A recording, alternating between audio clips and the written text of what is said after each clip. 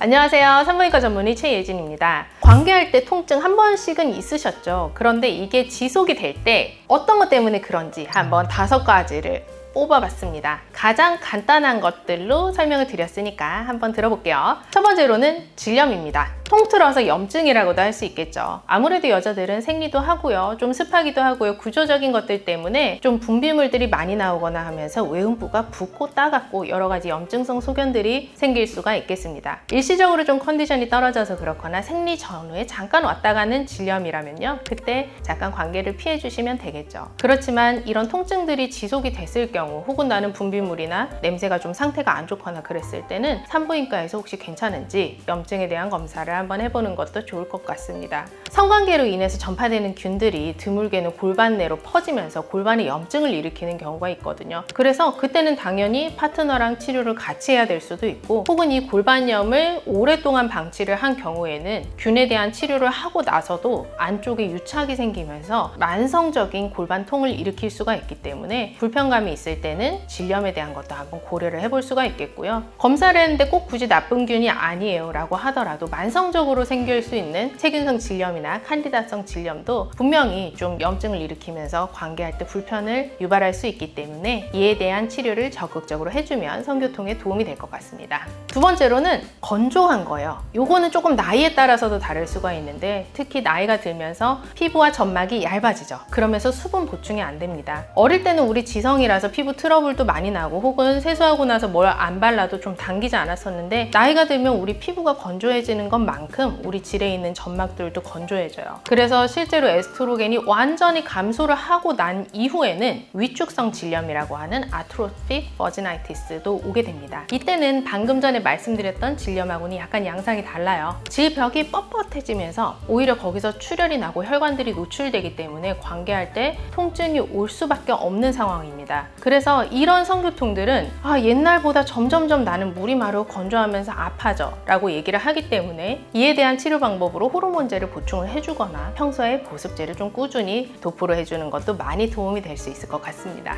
세 번째로는요, 구조적인 이상을 생각을 해볼 수가 있을 것 같아요. 밖에서 봤을 때 소음순이 많이 돌출이 돼 있거나 대음순이 많이 나와 있거나 이런 경우에는 좀 쓸리면서 거기서 통증을 자꾸 유발을 하고 소음순이 안으로 들어가서 관계할 때 처음부터 아프다 보니 아까 말한 염증들이 동반이 되는 경우도 있고요. 질이 발생할 때 하이메날림이라고 하는 천여막, 사실 잘못된 얘기라고 했죠. 질주름이라고 하는 것들이 너무 타이트하게 돼 있어서 할 때마다 피가 나고 통증을 유발을 하는 경우도 있어요.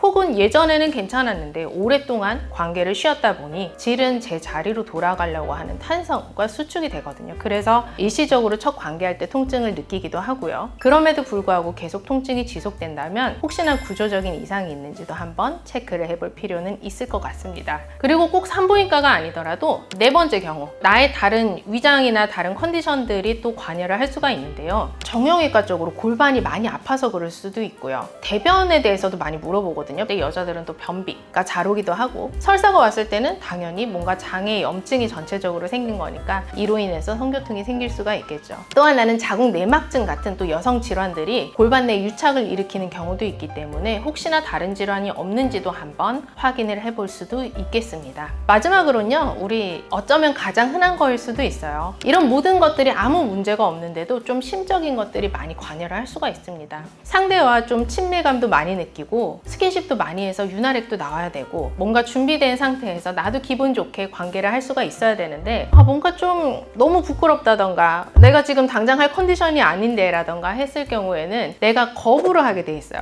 내 몸이 거부를 하게 돼 있기 때문에 그럴 때는 건조증도 유발이 되고요, 상처가 나면서 염증이 올 수도 있고요, 혹은 경련 같은 것들도 올 수가 있기 때문에 몸의 대화라고 하잖아요. 관계를 하는 것이 단순히 행위가 아니라 이 사람과의 정서적인 교류도 많이 나누면서 할 수 있는 즐거운 시간이 될 수 있었으면 좋겠습니다.